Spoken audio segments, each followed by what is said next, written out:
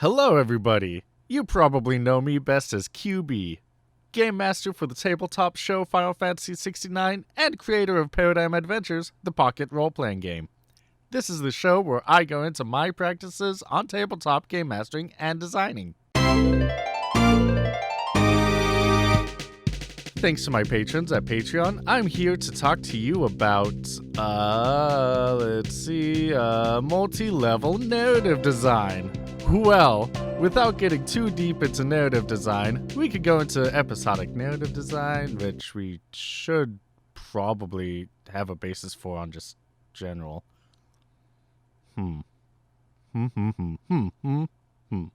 We would also need to talk about character growth for multi-level narrative design and all of that stuff, but also character growth in general, escalations.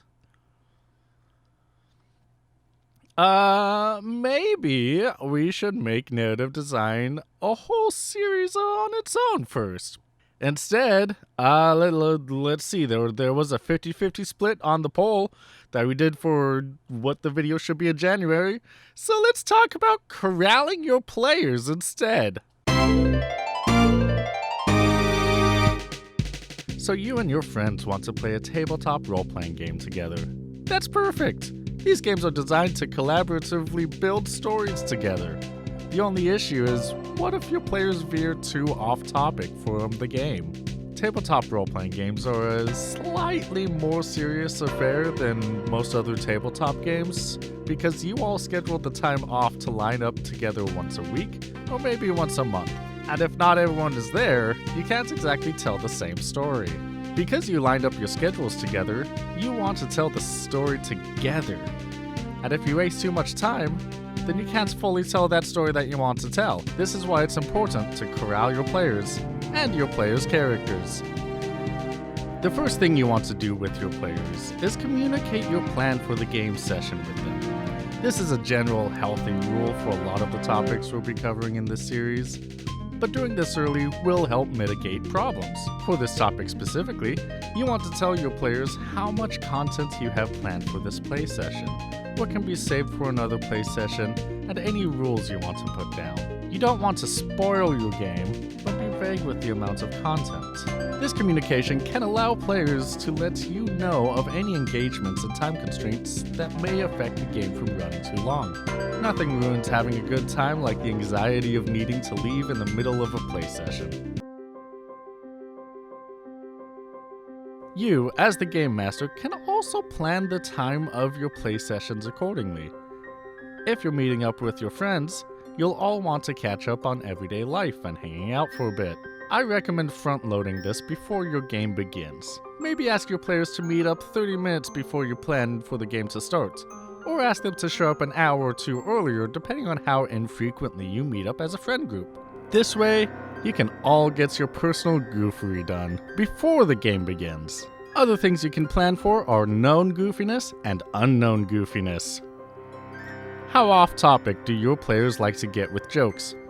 How off-topic do they like to see what their characters can get away with? Can you steer them into character situations where they get their goofiness out before getting into more serious role-playing after?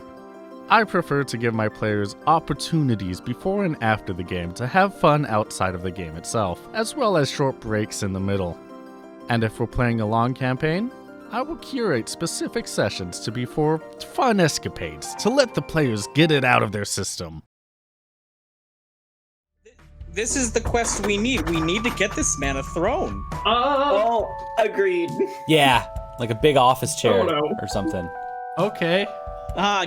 Gamer governor of Portusia. Or whatever. Yeah, it's got to be like black and it's got to be a black and red chair. Yep. If you're caught up on our Final Fantasy 69 show, you might be able to pick out which spots were designed to let player characters go loose in a playground, because I kind of leaned into their antics and let them do what they wanted without any fussing.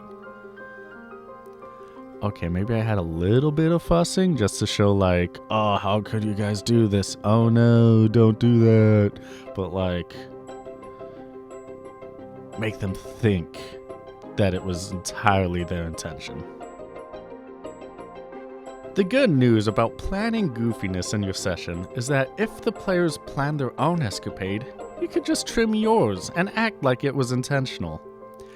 The only downside is that sometimes players don't want goofy escapades. They want to get into the nitty-gritty meat of the story. Well, you can plan gritty side meat that can also be trimmed. Just optional opportunities to pull and replace where needed to fill up the time gap.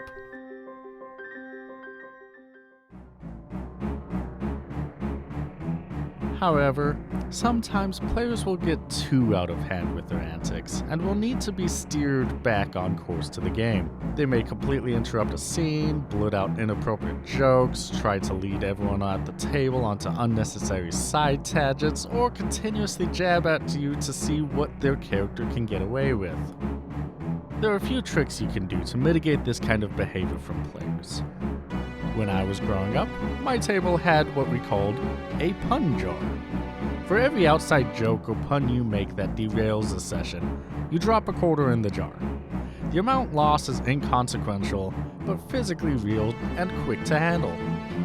Your punishment is swift, and everyone can get back to the game. When the campaign has gone on long enough, the players can use the collected money to buy pizza for everyone at the table. So it's not a huge loss, but the physical representation can keep people on track. If all else fails, you can always, either at the table or off to the side, let the distracted player know their behavior is disruptive to the game itself, and that socializing and whatnot can be saved to before or after the game. Make sure to be firm, but understanding. They're still your friend, they want to have fun, you want to have fun. It's just that everyone set their schedules to have fun in a specific way on that day. Hopefully they'll understand. My name's QB, and that's my guide on corralling your players at the table. See you next time!